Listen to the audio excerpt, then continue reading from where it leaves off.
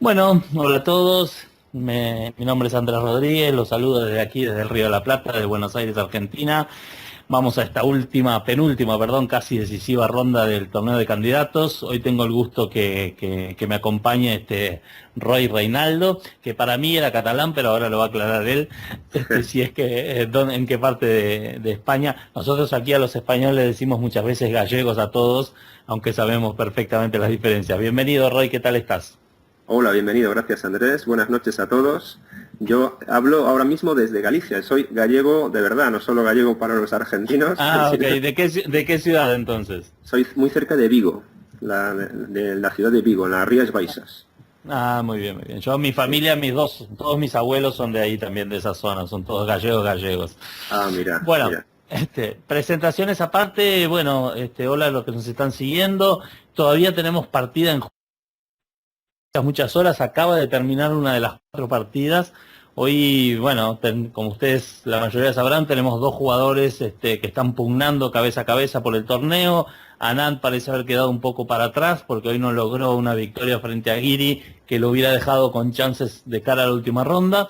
Y bueno, tenemos definiciones. La gran definición va a llegar mañana, en verdad, porque mañana se enfrentan los dos líderes entre sí en la última ronda, cosa que no se da muy comúnmente, pero más allá de los resultados de hoy, ambos probablemente llegarán con chance. Incluso Anand puede llegar con una pequeña chance aún, dependiendo de los resultados. Pero bueno, ya mismo vamos a ir hablando de todas esas cosas.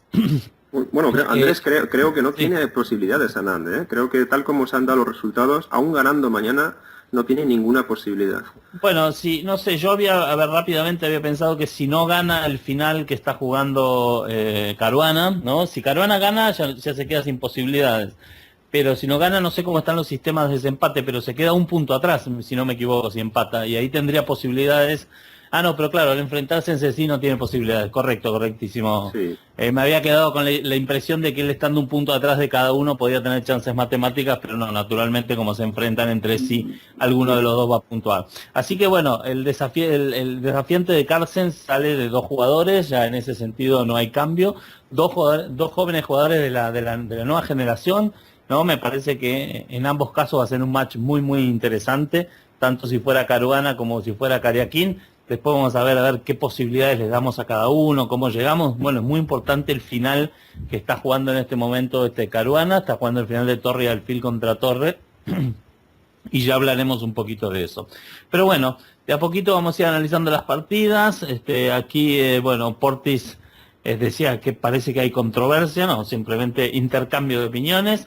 Así que, bueno, vamos a comenzar con la partida de Anand. Para Anand era clave eh, intentar ganar esta partida para llegar precisamente con posibilidades, independientemente de los resultados que pudieran tener Caruana y Cariaquín.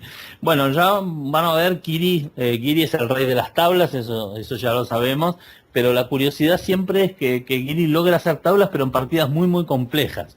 No es que simplemente hace tablas cambiando las piezas, y eso es muy interesante. Esta partida tuvo bastantes altibajos, bastantes vaivenes, así que vamos a ver. Bueno, importante, antes de comenzar, lo importante es lo que está aclarando Cárpatos aquí en el chat, que es el tema del sistema. El primer sistema es el resultado particular, el segundo es el número de victorias, ¿no? Bueno, sería importante saber cómo están de sistema en caso de que Caruana empate la partida, que yo considero que el Torre y Alfil contra Torre lo debería empatar Svidler. No sé qué piensas tú, Roy, si crees que Caruana puede ganar ese final. No, no, hoy en día, vamos, este final lo tienen muy, muy sabido. Además hacen ya la defensa típica del abogado, que es la más Sí, sencilla y la más fácil de hacer y no, no va a tener sí. ninguna opción. Simplemente yo creo que está jugando, pues, a intentar lo imposible. De Bueno, todos entonces modos, vamos a ver. Sí. en cuanto al número de victorias, bueno, yo estaba echando un vistazo antes de la Ujú. retransmisión y bueno, se puede dar un caso bastante curioso, ¿eh? Muy curioso. Es decir, hacer tablas, se hacen tablas entre ellos la última, suponiendo que hoy sea tablas la partida, ¿no? Que es lo más Sí, probable, sí, pues si hacen sí. tablas la última entre Caruana y Cariaquín, ganaría Cariaquín por desempate, salvo que Anand gane la partida a Svilers, porque entonces sería un triple empate y en caso de triple empate, curiosamente ganaría Caruana. Esos son los cálculos que yo he hecho, lo cual puede ser una auténtica locura, ¿no? Lo que puede pasar, porque estarían más pendientes casi de la partida de Anand que de la suya propia, ¿no? Porque Claro, eso se da y yo lo he visto ya en algún torneo eso, que es el tema de que al aplicar como primer desempate el desempate de partidas individuales, esto solo es válido cuando se enfrentan únicamente dos jugadores. Entonces cuando se incorpora un tercero, cambian mucho las cosas. Sí, esto yo creo que habría que hacerle algún tipo de corrección a ese sistema, porque esto yo te digo que ya lo he visto y que después termina dependiendo de los resultados. Si se define una partida de más abajo de un jugador que en teoría no tiene chance, termina modificando el resultado del torneo, ¿no? Yo creo que la verdad que no estaba muy al tanto del tema reglamentario, pero me parecería lógico que hubiera algún mini desempate de rápido. Yo pensé que había algo más. Realmente para un torneo de esta importancia, de esta envergadura, de estas características, con tantas rondas, tantos días, me parece que se podían haber reservado un par de días más para algún desempate. No sé qué piensas tú. Claro, además sabiendo la tremenda y espectacular igualdad que hay, ¿no? Que cada día cambia de líder este torneo. O sea, es una pasada. Hacer desde luego, depender de un desempate semi-azaroso no tiene mucho sentido en la importancia que tiene ese torneo. Claro, y además lo que tú dijiste, esto va a condicionar mucho la última partida, porque en caso me parece que, digamos, en caso que el desempate fuera de partidas, las cuestiones serían otra cosa. Ahora la especulación de Cariaquín, de que si las tablas, de que si Anán gana, y bueno, en general siempre se trata de que los reglamentos ayuden a evitar este tipo de contradicciones, ¿no? De que los jugadores únicamente dependan de los resultados que pueden presentar en su partida, y eso, bueno, condicionan. Pero una cosa después de muchos años uno de jugar torneos, una cosa que hemos descubierto es que nunca hay ningún sistema que sea perfecto, ¿no? Siempre hay alguno que, bueno, puede terminar favoreciendo a uno, a otro, o puede ser un poco imperfecto en alguna de sus variantes. Así que bueno, vamos el único perfecto son las partidas, como tú has comentado antes, pues jugar las partidas de desempate, es el único desempate. Sí, bueno, pero ahí entraríamos en la famosa discusión de los penaltis, ¿no? Que dice, bueno, pero también los penaltis o la partida rápida se termina definiendo un torneo pensado por partidas, pero uno que es ajedrecista tiene claro que más allá que evidentemente las partidas de 5, 15 o media hora no son lo mismo que las pensadas, se termina ganando en el tablero y eso tiene que ser meritorio. O sea, porque nos ponen a dos jugadores en igualdad de condiciones y el que lo hace mejor se termina llevando. Y uno prefiere perder de esa manera en el tablero, las cosas, bueno, me parece que son un poquito más justas, pero sobre todo en este torneo, porque siempre el argumento, por lo menos que hemos escuchado aquí de este lado en Sudamérica, es que bueno, que no se hacen desempates de rápidas porque no hay tiempo, porque bueno, un torneo termina el domingo, cada uno tiene que retornar a sus ciudades y entonces nunca hay tiempo, pero en un torneo como el de candidatos, realmente me parece una pena, ¿no? Que no tengamos esa oportunidad de ver ese desempate, ¿no? Pues sí, bueno, vayamos a analizar un poquito las partidas.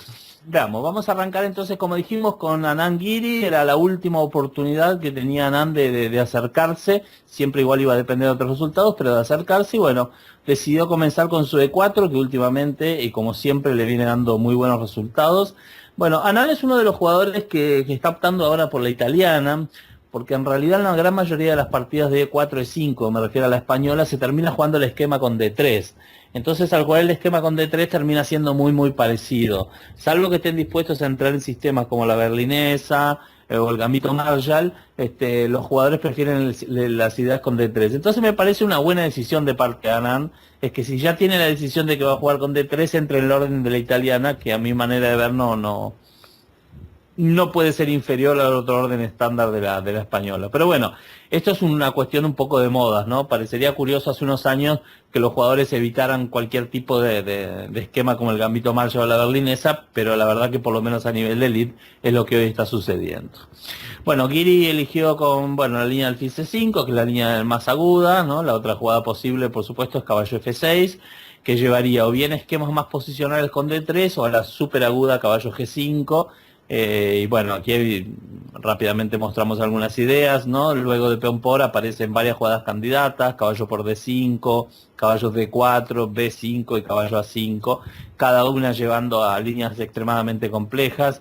Seguramente varios de ustedes conocerán este sacrificio, que es muy muy famoso y clásico. Luego de rey F7, dama F3, rey E6, caballo C3, bueno, y se producen tremendas complicaciones. Yo no creo que Anand hubiera jugado caballo G5, en general Anand elige el orden más clásico de la italiana, pero me parece que Guiri, por las dudas, salió con alfil C5, que es la línea más activa para evitar cualquier tipo de sorpresa. Bueno, luego de enroque corto, caballo F6 y D3, D6, C3, todas estas jugadas muy conocidas. A6, este es el plan característico de esta posición. La idea es guardar el alfil en A7 para evitar los contrajuegos con B4 y D4, y después en algún momento también tener la posibilidad de la expansión en el flanco de dama. Bueno, aquí viene la primera jugada de Anand, que no es de las jugadas principales en esta posición, si bien se ha jugado, que es A4.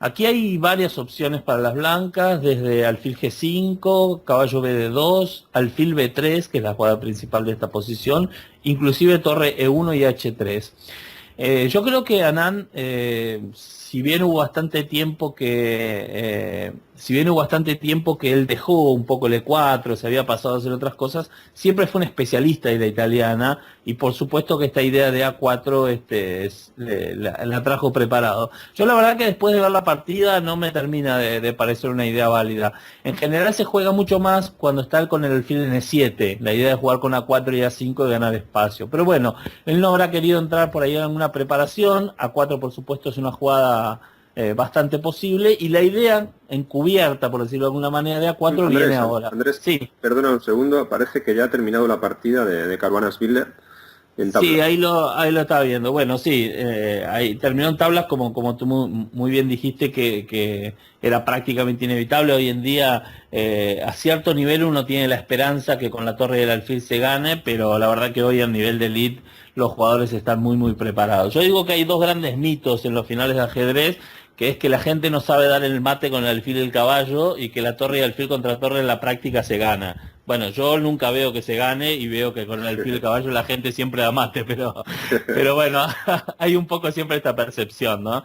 De que Sí. no, yo creo que esto ha cambiado mucho en el ajedrez. Por ahí hace 20 años atrás sí era así, ¿no? Que los jugadores tenían menos claro cómo había que jugar, o no conocían bien las técnicas, pero hoy estos jugadores están muy bien preparados, y bueno, salvo apuros de tiempo, jugadores que se pongan muy nerviosos, cometen un error, estos finales terminan siempre en tablas. Así que bueno, antes de retomar la partida de Anand, ya sabemos entonces que llegamos a la última ronda empatado, cabeza a cabeza, en una partida que Caruana lleva las blancas, ¿no? Si no me equivoco, o las negras. No, Kariakin lleva blancas. Kariakin llega a blancas. Bueno. Sí, Kariakin es favorito, ¿eh? Por ahí las tablas parece que le sirven.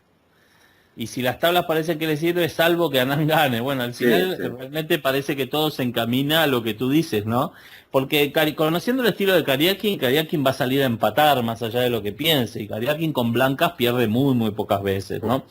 Entonces va a salir a hacer tablas y, bueno, confiar en que Anand no gane, ¿no? Y si Anand gana, se cambia el resultado. Anand con negras contra Spiller, Anand ya no se juega nada. Va a ser difícil que Anand fuerce la máquina de esa manera, pero bueno, habrá que darle siempre el beneficio de la duda. Bueno, entonces todo quedará en que Caruana tendrá que intentarlo con negras, ¿no?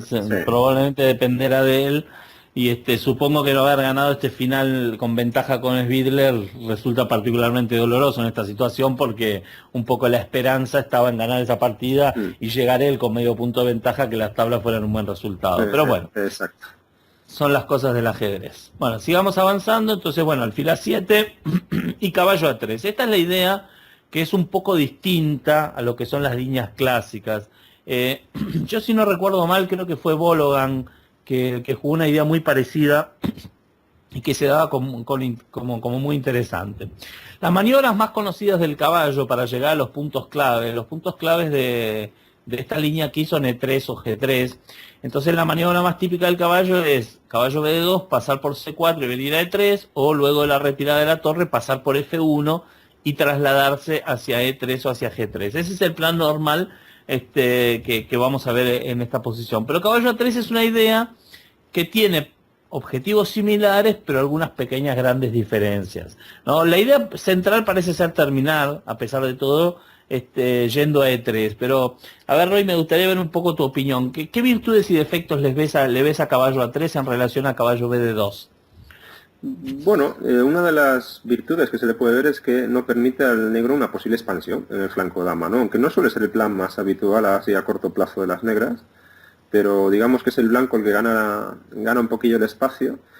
Y además, bueno, se permite el lujo de ganar un tiempecillo, ¿eh? No tiene por qué hacer torre E1 o sacar el alfil de C4. O sea, gana un tiempecito para llegar a la casilla de 3, que puede ser necesario o interesante, simplemente. Claro. Y hay otro aspecto, también otra virtud que tiene caballo A3, que es el hecho de dejarle en abierto la posibilidad de jugar alfil G5.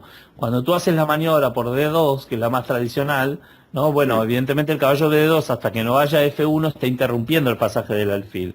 Entonces, en ese sentido, caballo A3 me parece ser positiva. Yo la única cuestión que le veo mal al plan de caballo A3 o que no, es que el hecho que no puede llegar a la otra casilla importante que suele ser la casilla G3. Mm, No, esa es el sí. único que probablemente sea esto. Pero la verdad que caballo A3 luce en varias virtudes interesantes, evita la expansión con B5, se traslada hacia D3 sin molestar el alfil, incluso desde C2 puede apoyar el avance de D4 que también podría llegar a ser importante. Sí, quizás Bueno, también está esperando, va haciendo jugadas útiles, porque claro, hacer alfil G5 muy temprano, sin sacar el caballo, puede correr el riesgo de que las negras, ahora que no se han enrocado, hagan algunas variantes de H6 G5 y jugar al ataque en el flanco del rey.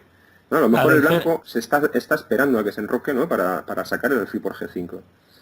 en general siempre el alfil G5 funciona mejor cuando el rey está enrocado, porque si no, medio como que, como tú dices, la expansión con H6 G5 termina siempre siendo positiva para las negras. Sí, sí, realmente me parece muy interesante. Probablemente al jugarlo un especialista como Anand, esta idea se va a hacer más popular, ¿no? Se va a empezar a jugar más porque, bueno, estos jugadores marcan tendencia y creo que esta partida, más allá del resultado de lo que sucedió después, puede marcar tendencia con esa idea.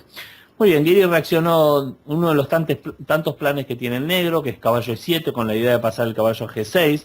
Bueno, aquí por supuesto que existe H6 como jugada preventiva, el propio alfil G4. Esta podría ser, por ejemplo, una desventaja de caballo A3.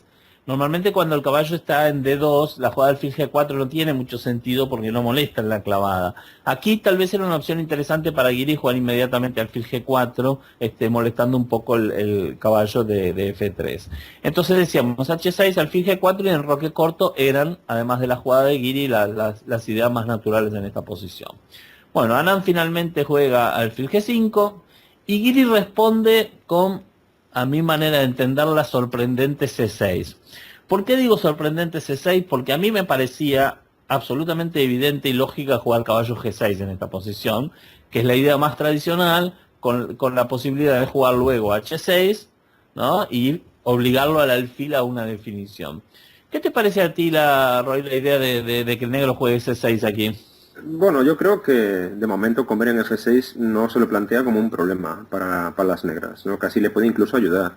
Quizás contra caballo G6, Anand pues tenía pensado hacer algún caballo H4 o alguna jugada del estilo, porque Claro, la caballo idea aquí, claro, Roy se está mencionando una de las ideas tradicionales de aquí, que es para anticiparse al H6 jugar caballo H4 en esta posición. Mm. Entonces, en caso de H6 se puede hacer la intermedia caballo por G6 y en caso de caballo por H4, alfil por H4 y el alfil queda bien ubicado en esta diagonal y bastante incómodo. Sí, realmente, digamos, no estoy cuestionando, me parece muy interesante inclusive la idea de C6 de Guiri.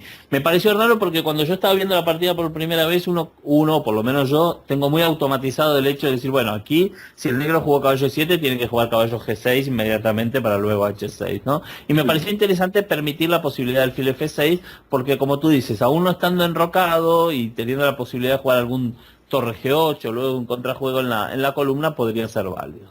Bueno, Anand finalmente hizo la maniobra esperada y ahora enroque corto. Bueno, en la jugada anterior, Roy, realmente estoy de acuerdo contigo que alfil por F6 no era una buena. Pero ahora está el rey enrocado y ahora sí que viene la pregunta del millón.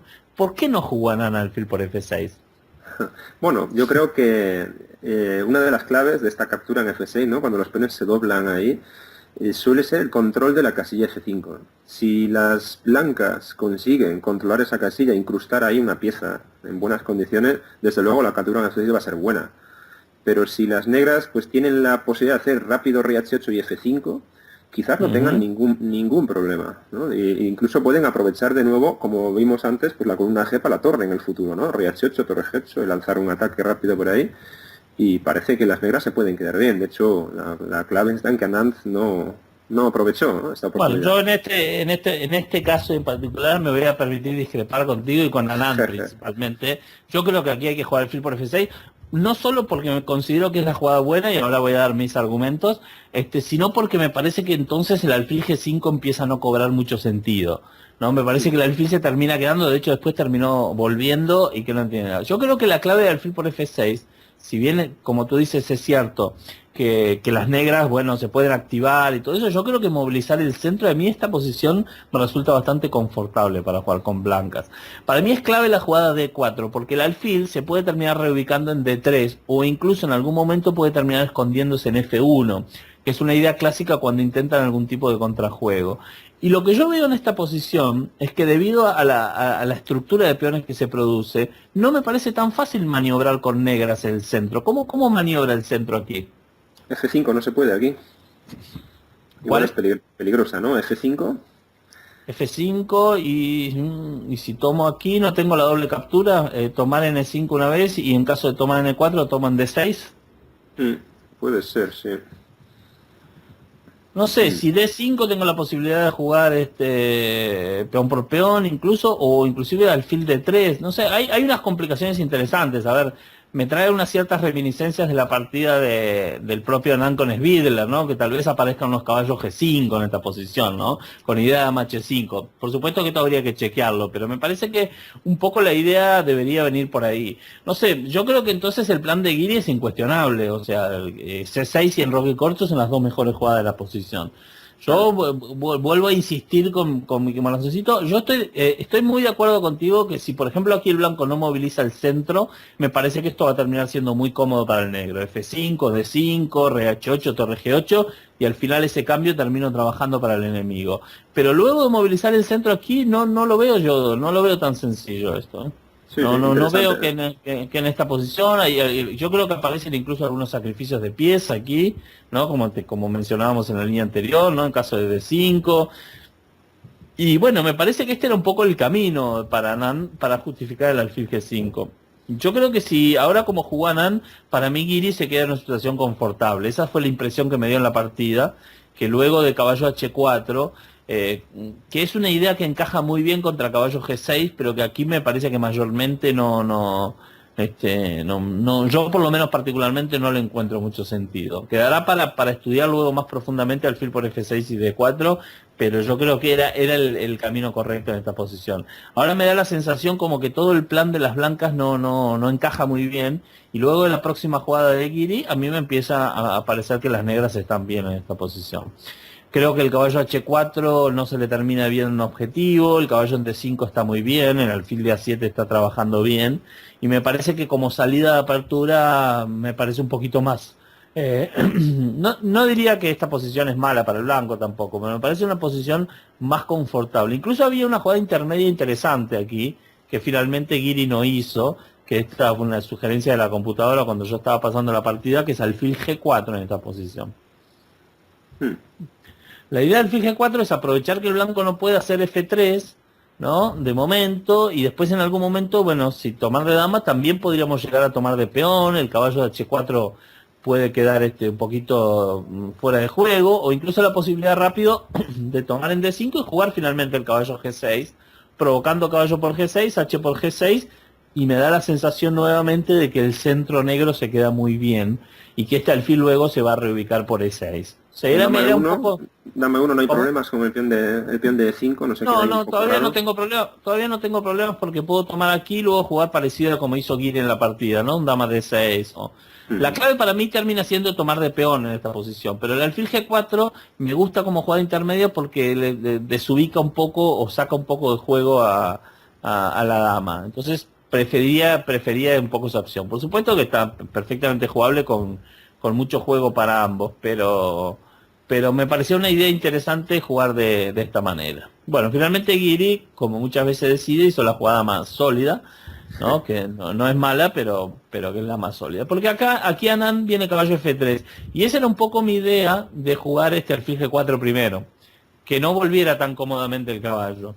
Yo creo que, a ver, observando esta maniobra, podríamos pensar que el caballo H4 es una jugada provocadora, que provocó el D5 y todo, pero la verdad que sigo sin entender el caballo H4. más allá de no hacer alfil por F6, un poco como que la idea no Sí, termino de entenderla, ¿no? parece como que Anand ya reconoció que es igualdad, ¿no? Y se dedicó pues a simplemente pues a seguir jugando, ¿no? O sea, Sí, sí. no buscó la ventaja, ya descartó el fil por F6, ¿no? La que tú comentas, que me parece una jugada, desde luego, por lo menos es un punto de inflexión interesante, y al descartarla casi como reconoce, ¿no? Ya es igualdad, pues venga, vamos a jugar. Bueno, probablemente sea ese el razonamiento. Bueno, aquí se hicieron jugadas normales, alfil G4. Como dijimos antes, al no estar el caballo en D2, esta jugada es un poquito más incómoda. ¿Mm? Alfil G4, bueno, alfil H4, maniobrando con la idea de traer el alfil hacia G3, torre 8, H3, alfil H5. Todo esto parece un poco lo que tú dices, parece ser normal, pero me da toda la sensación que las negras, no diría que tienen ventaja, pero tienen una posición bastante confortable Sí, de juego. Bueno, alfil G3, caballo F4. Bueno, la idea del caballo F4, por supuesto, oficiar de, digamos, de tapón del alfil, ¿no? Y bueno, permitiendo alfil por F4, cediendo de cierta parte del centro, pero ganando, ganando la pareja alfiles, ¿no? Y esto. Yo creo que una de las grandes virtudes del juego de Guiri es que más allá del tema de las tablas, que me parece que es un tema más para psicólogo que para cualquier otra cosa, me parece que juega muy bien, entiende muy bien estos mediojuegos dinámicos. O sea, a mí me da la sensación que Guiri no es capaz tal vez de hacer planes tan profundos como podría ser un Anand o un Aronian o incluso un jugador como Caruana o Karakin, pero en estas posiciones entiende muy bien qué es lo que tiene que hacer y jugadas como caballo F4 y C5, esta jugada me claro. gusta mucho, ¿no? Para C5 movilizar es la inmediatamente. clave, ¿no? Claro, Para la romper, ¿no? clave es desestabilizar el centro, darle vida al alfil de casillas negras, y eso me parece que lo maneja excelentemente y se queda rápidamente en una posición, para mí, ya con un cierto matiz de ventaja negra, ¿no? Me parece que ya es una posición bastante más cómoda. Bueno, sigamos unas jugadas más. Peón por peón, torre de 4, dama C2. Y torre C8. Bueno, torre C8 intentando especular obviamente con el tema de la dama en el aire. Mira, Hasta aquí. comenta Portis que está confirmado oficialmente que en caso de triple empate, Caruana sería el ganador. Es decir, que mañana con tablas ganaría Kariakin en caso de empate solo entre los dos, entre ambos, y ganaría Caruana en caso de triple empate.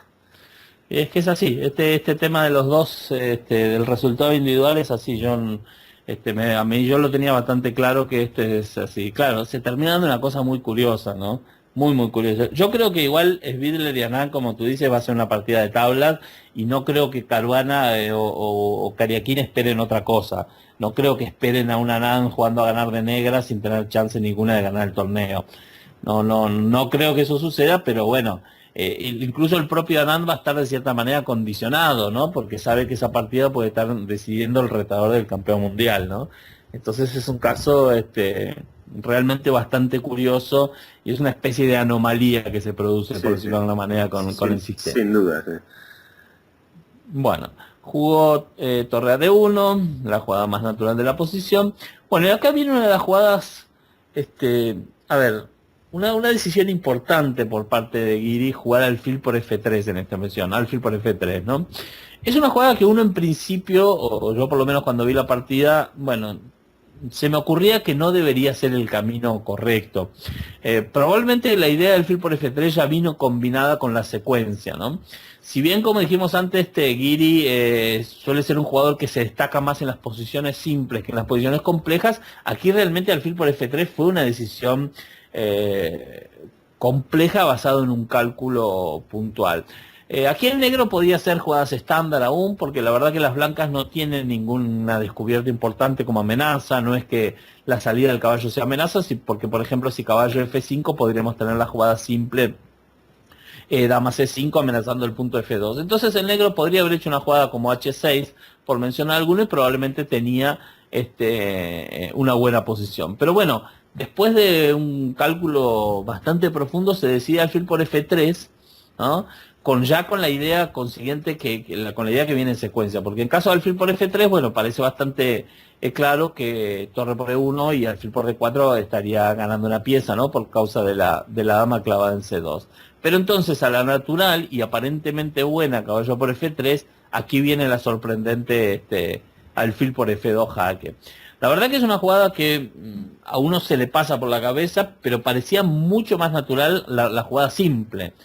Dama C5 o dama B6, ¿no? Amenazando el punto F2, que sí está claro que es un punto vulnerable de la posición. Pero bueno, no sé qué te pareció el sacrificio alfil por F2.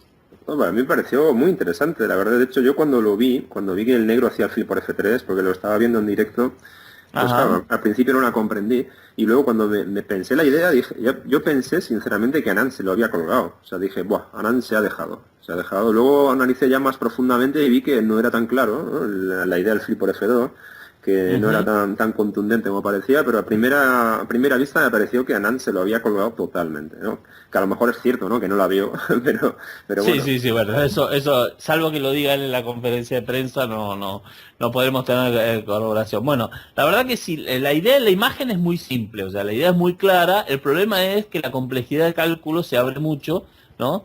Luego de que el negro finalmente hace caballo H5. Este es el momento clave. Entonces, lo que tú planteas es, luego de alfil por F2, ¿no? Dama B6 jaque, caballo Sí, sí, H5, y bueno, a simple vista parece demoledor, ¿no? Claro, luego se claro. encuentra un defensón de la leche que incluso está mejor, puede parecer que esté mejor el blanco. La verdad es que se complica Bueno, mucho la cosa. yo creo que a ver, yo creo que lo debe haber visto porque el tema es que si no tiene que abandonar en esta posición, ¿no? Bueno, no sé, porque caballo D4, que sería la otra, viene caballo G3, ¿no? Interrumpiendo aquí, caballo G3, y bueno, como mínimo torre por D4 y Sí. bueno, esto es clara ventaja negra. Si somos generosos, tal vez ya esté perdido inmediatamente, porque hay que capturar, se cambian las damas y luego entra un final de reyes tal vez perdido inmediatamente. Habría que calcularlo, pero por lo menos como mínimo gran ventaja de las negras, ¿eh? Entonces no Ah, sabemos. no existe intermedia, perdón, en vez de rey F2, no hay rey G1 aquí. Lo digo para meter algún truco mata al fondo, ¿eh? ¿Y cómo sería el truco? A ver, Sí, torre torre, todo, sí. dama por, peón por, torre por y algún sacrificio, ¿no? Alfil por A6 o alguna cosa así. Interesante comer este. Mm. Igual debe estar inferior, supongo yo, porque las negras están demasiado bien coordinadas. Tal vez con un simple G5, alfil por B7, torre B2, Mm. te tocan el alfil, te amenazan caballo E2 Sí, y te esa amenazan peonada. torre esa peonada. Pero sí, tampoco parece que fuera a perder el blanco aquí, ¿eh? Mm. Tampoco parecería que va a perder, pero bueno, interesante está así esta secuencia del tema del mate al fondo. Bueno, creemos que un jugador de la categoría Nambio, porque ya en realidad toda la secuencia es forzada, ¿no? Porque él, Sí. fíjense que la última jugada que el blanco hace en este momento es torre de uno, ¿no? Él podría haber, por ejemplo, retirado la dama de unos para no tener este tipo de contratiempos tácticos. Entonces, suponemos que si hizo torre A de uno es porque, bueno, le llevó un buen tiempo por lo menos evaluar estas posibilidades. Lo más interesante es que Guiri haya aceptado el desafío. Aquí siempre para mí, por una cuestión práctica, la gran pregunta es hasta dónde vio el negro, porque bueno, el caballo D4 suponemos que bueno, ya se quedó conforme rápidamente con caballo G3, pero vio G4 y lo evaluó como bueno para las negras. ¿Qué crees tú? Uf, es mucho aventurarse, la verdad. Hombre, G4 a simple vista, teniendo en cuenta que esto hay que calcularlo hace ya 3 o 4 jugadas, tiene muy buena pinta para las negras, ¿eh? Muy muy buena pinta. Porque estás comiendo de peón, amenazando, mate el caballo, entra por F4, o sea, digamos que tiene pinta de que quizás sin necesidad de tener que calcularlo todo, poder tener un poco de confianza, ¿no? Yo creo que Giri consideraba principal cualquier tapón en D4, lo consideraba principal claramente cuando calculó Ujú. todo esto.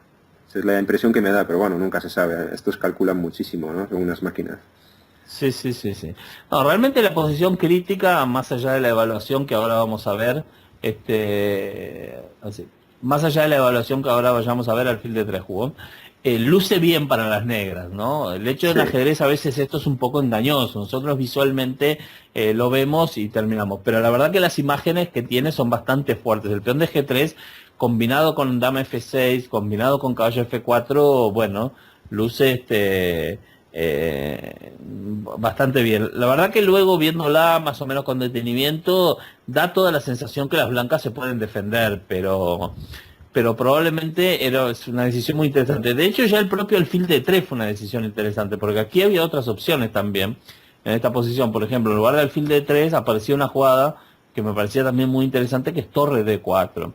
Como tú dices, hacer el tapón en D4, pero la idea es que ahora en caso de torre por D4, caballo por D4 y dama por D4, bueno, ahora simplemente peón por dama y a torre por dama, bueno, se está cayendo por supuesto el caballo, ¿no? Y además viene con la amenaza del mate al fondo.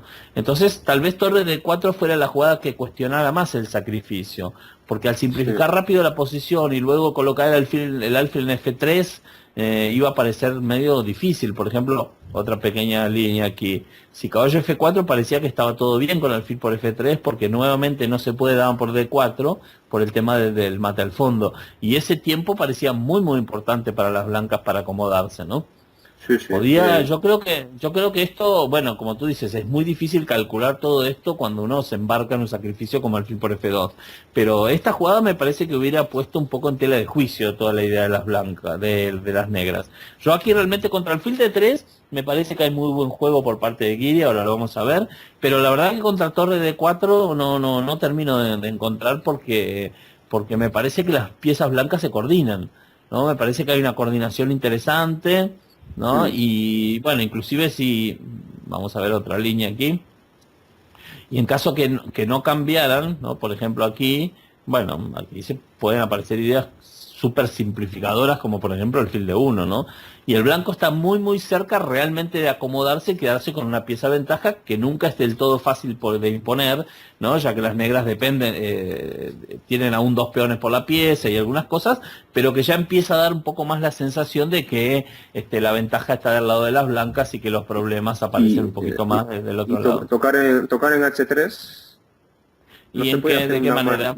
Aquí contra torre de 4, dama de 6, alguna jugada del estilo. Es que dama de 6 me parece que hay un caballo G5. Bueno, ahí tengo después, jaques, ¿no? sí. No hay... Lo que Igual pasa te puedes que no, comer pero la torre, no pasa nada. que me puedo comer la torre, sí. Incluso te tomo de dama, ¿no? Si dama de parece 6, que dama no hay por nada, E4. ¿no? Es Y un aquí, jaque y nada más. Sí, sí. sí. G2, puedo tener caballo H2, no. Ahí se defiende el blanco. Bueno, siempre la defensa en la práctica es muy, muy difícil. La jugada que Annan hizo también tenía buen aspecto, que era el fil de 3. Decía, bueno, de una vez ya sale del problema y tiende a simplificar la posición. Pero ahí, claro, Guille aprovecha y encuentra una idea interesante que es la rápida coordinación, ¿no? Que se producen con el caballo, ¿no? Y luego esa posibilidad de, de pasar el caballo a la dama de F6. Yo creo que la posición crítica, o por lo menos una de las posiciones críticas de la partida es esta. Luego el caballo D4, aquí G6, no, perdón, G6. Yo creo que esta es la posición crítica. G6 es una jugada necesaria para las negras por varios motivos. Quiere evitar el fil por H7, quiere salir del tema del fondo y quiere controlar la casilla de F5, para que en caso que haga un dama F6 no le pongan una pieza en F5 obstruyendo. Entonces esta es la posición donde Anand debería encontrar una defensa buena o satisfactoria, por decirlo de alguna manera. Aquí me parece que era el momento donde tal vez Anand tendría algunas otras oportunidades en relación a lo que él hizo. Él jugó alfil E4, que es la jugada que haríamos todos los mortales, ¿no? Y aquí viéndola rápidamente con la computadora me paré con una idea que me pareció bastante curiosa. Simplemente la voy a mostrar a modo de cómo analizan los ordenadores este tipo de opciones, que es torre E3 y contra dama F6. Bueno, uno puede pensar que la idea es jugar torre F3, pero no, la jugada que da la máquina aquí es dama D2, ¿no? Jugada que nosotros los mortales no entendemos. Imposible. Imposible. Pero es muy interesante, la muestra simplemente a modo anecdótico, ¿no? La idea de dama de 2 es que contra caballo por alfil simplemente tengo torre F3 y de repente termino luego recapturando el caballo de G3. Y entonces en este caso, este dama de 2 parece ser más flexible que por ejemplo jugar torre F3 directo, porque la dama está en la segunda fila y bueno, puede aparecer la posibilidad de jugar torre por directo, bueno, una línea para seguir profundizando, porque esto recién empieza, ¿no? Pero me pareció muy curiosa, simplemente la quería mostrar como anécdota. Parece que contra dama H4 la defensa correcta es alfil E4, y contra dama por H3 aparece alfil G2 y de repente todo está bien y todo está bajo control por parte de las blancas, por supuesto con grandes complicaciones. Pero bueno, en la práctica, como dije antes, Anán hizo la que haríamos nosotros los mortales, que es alfil E4, ¿no? Para tratar de, bueno, salir del problema de caballo por D3 y poner un tapón con el alfil en F3. Bueno, luego aquí Giri utiliza rápidamente esta secuencia, ¿no? Y se transforma al final en esta posición. Bueno, me parece aquí, bueno, vamos a hacer, aquí jugó B5. Bueno, vamos a dar una pequeña paradita aquí para preguntarte, me gustaría saber cuál es tu opinión o cuál es tu evaluación, Roy, de este final. Bueno, yo normalmente soy muy fan de las dos piezas, ¿eh? Me gusta mucho. Bueno, esto me encanta que empieces a comentar eso, porque yo siempre digo que todas nuestras opiniones son subjetivas y que está muy bien que nosotros aclaremos. Hay jugadores que nos gusta más o menos los caballos, los alfiles, la dama contra las dos torres, la torre contra las dos piezas menores, y esto evidentemente influye en la decisión. Bueno, sí, echa la salvedad de ese comentario. ¿Cómo ves esta posición? Vale, realmente esta posición me parece muy compleja de valorar, hacer una valoración así directa, y mi impresión es que si las blancas logran coordinar, se van a quedar mejor. Pero es que resulta pues que el rey está un poco mal, las piezas no están coordinadas todavía, porque encima la casilla de 4 no es tan fácil de meter el caballo ahí, el negro está rompiendo muy rápido. La clave es que el negro tiene que jugar con bastante energía en esta posición, ¿no? Porque si las blancas le da tiempo, pues simplemente a meter el rey en C1 y a coordinar las piezas, va a ser clara ventaja. Estoy totalmente convencido. Pero como ahora mismo el rey está muy expuesto y las negras tienen forma rápida de romper, precisamente del B5, B4, ¿no? Una forma de romper para quitarle esos puntos de apoyo al caballo en el centro. Yo creo que las negras aquí tienen el momentum, ¿no? La situación de que realmente hasta se pueden quedar mejor si consiguen... Cómo se quedaron mejor después de la partida, sí. Exacto, sí. Es el momento, bueno, ¿no? El momento crucial, ¿no? Y a pesar de todo, yo soy fan de las dos piezas. Bueno, a mí me gustan las torres, la torre y el peón me suelen gustar contra las dos piezas, así que ya que emitimos opiniones de esto, pero aquí objetivamente a mí me parece interesantísimo para nosotros y para todos el tema del por qué el negro se termina quedando bien, y la clave efectivamente está en el B5, B4.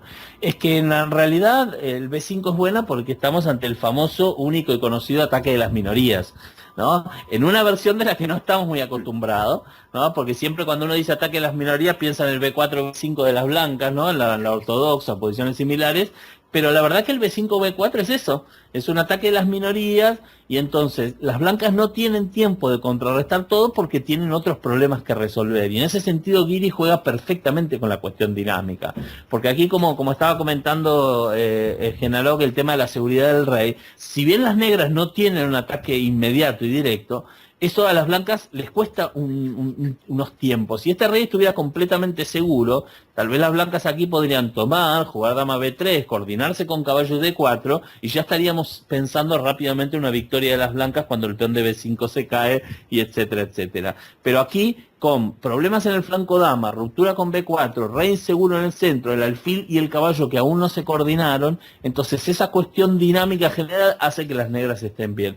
Yo creo que incluso iría un poquito más lejos. Yo creo que después de B5, más allá de la evaluación objetiva, que siempre es muy, muy difícil, en la práctica a mí no me cabe duda que yo prefiero las negras aquí, y que las negras para mí tienen más posibilidades. O sea, es una posición que termina siendo más difícil jugar con las blancas que jugar con las negras dentro de un contexto de aproximada igualdad, que es lo que se termina dando. Porque ese objetivo final de decir, bueno, coordino las piezas y gano la partida en el flanco dama, que es lo que debería ser el blanco, se termina transformando en una verdadera odisea en relación a tener el rey N1 todavía, ¿no?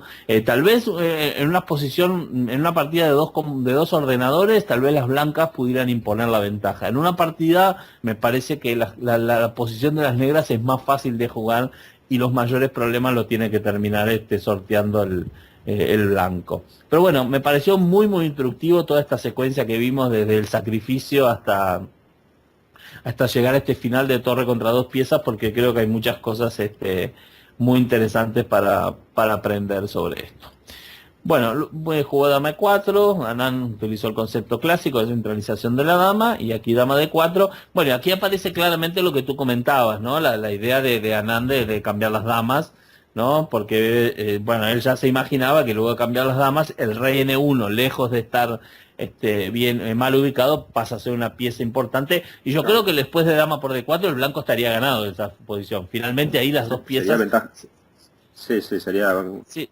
Sí, probablemente ventaja decisiva, ¿no? Porque el peón pasado en el flanco dama con la coordinación y el rey debería de ser ventaja decisiva, más allá de lo que sucediera. Por supuesto, Guiri no se le iba a hacer fácil, y decidió recusar el cambio de damas, ¿no? Jugar dama E6, dama B3, y acá empiezan las permanentes molestias, ¿no? Muy difícil jugar esta posición, siempre con temas que atender. Bueno, caballo E5 es una jugada... no deja de ser sorprendente, ¿no? Cómo Anand decide sacrificar su peón de B2, ¿no? Y pasarse directamente al ataque. Una jugada que no sé qué opinión tienes tú de caballo E5. O sea, la idea de pasar al ataque con alfil en D5 parece lógica, pero perder nuestro peón de B2, porque aún tenía el blanco jugadas como dama B4, por ejemplo, ¿no? A mano, o inclusive la más prosaica dama de 2 para intentar defender toda la estructura. ¿Tú crees que Anand juega caballo E5 para pasar ya directamente porque considera que tiene chances de ganar por ataque? Sí, te escucho. Bueno, yo creo que Anand comprende que con las dos piezas el único juego posible que va a tener es jugar al ataque al rey enemigo. Si se dedica ahora mismo a quedarse a la defensiva, la torre va a terminar entrando. Y su rey está mal, el rey blanco no va a mejorar. Hombre, quizás en H2 puede llegar algún día, ¿no? a sentirse un poco seguro, pero yo creo que Anand casi es más desesperación en el sentido de que, bueno, necesito yo lanzar un ataque rápido para tener ese contrajuego, porque si no, Anand debió ver que se le iba a caer encima.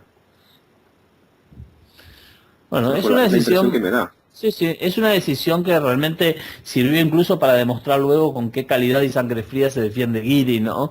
Porque la verdad que no es nada fácil defenderse de caballo E5, porque luego dama por B2, rey G1, aparecen varias amenazas, caballo D7, caballo G4 y alfil D5, solo para mencionar a las principales. Y la verdad que las imágenes de mate empiezan a fluir por todos lados, y el rey, como tú dijiste, en H2, en caso de que las negras den un jaque, puede sentirse medianamente seguro. Esta es una posición que probablemente muchos jugadores de negras colapsarían, y en ese sentido me parecía muy bien el intento práctico que hizo Anand, ¿no? Me parecía que fue una posibilidad, pero bueno, la defensa de Guiri es la jugada más natural y la mejor, ¿no? Que es torre C8. Bueno, aquí se llegó a la jugada 41, ¿no? Ya pasamos la jugada 40. ¿No? Me parece que Guiri tuvo la oportunidad de encontrar torre C8, porque torre C8 tiene dos virtudes fundamentalmente. Sale de cualquier salto de caballo que le gane un tiempo sobre la torre, y sobre todo plantea la posibilidad de jugar dama por C3. Entonces, imágenes como por ejemplo caballo D7, caballo de F6, ¿no? Solo por mencionarlo, ya no serían importantes, porque luego simplemente rey H8, la dama de C3 controla muy bien. Entonces yo creo que toda la objetividad del caballo E5 se basa en torre C8. Claro, no es tan fácil que los jugadores encuentren esta jugada, pero la verdad que Guiri la encontró, y Anand aquí no supo, luego de torre C8, realmente encontrar alguna secuencia válida. Aquí en esta posición, cuando yo la estaba viendo en vivo, a mí me gustaba caballo C6 en esta posición, porque me parecía que era la única jugada que mantenía cierta tensión, ¿no? Porque si bien es cierto que no tiene, bueno, tiene una amenaza importante, sí, que es caballo de 7, pero además, sobre todo, evita la simplificación, y luego puede venir la secuencia de alfil D5, también sumando presión en F7, y bueno, no era tan fácil defenderse. Ahí dejas el rey. Una vez que haces alfil D5, el rey blanco ya no, o sea, mínimo va a tener continuo siempre, ¿no? Con el rey ahí. Bueno, por eso, sí, la única verdadera gran amenaza es caballo 7, pero no es tan simple de defender como parece, ¿no? Bueno, tal vez dama de 2, ¿no? Una jugada precisa como dama de 2, ¿no? Para las negras. ¿Torre 8 no se puede? Torre 8, bueno, torre 8 podría tener caballo 7 igual, tal vez. De verdad. Habría que ver, también puedo tener dama F6. Yo digo, no es tan simple. Algo debe haber visto Anand, porque además aquí ya había pasado el control de la 40, ya tuvo tiempo para reflexionar, y evidentemente encontró alguna defensa. Yo creo que la jugada dama de 2, a pesar de no ser una jugada tan obvia, me parecería una buena defensa, ¿no? Pero bueno, en la práctica era lo que yo hubiera intentado de cualquier manera.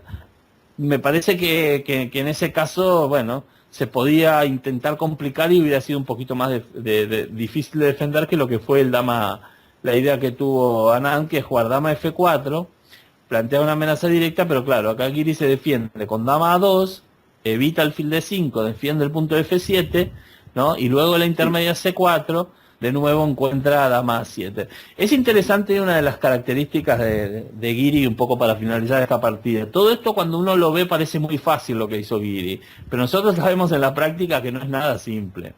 O sea, esta secuencia de jugar torre C8 buena, jugar dama A2 buena, jugar dama A7 buena, no en una posición que hay muchas posibilidades de equivocarse.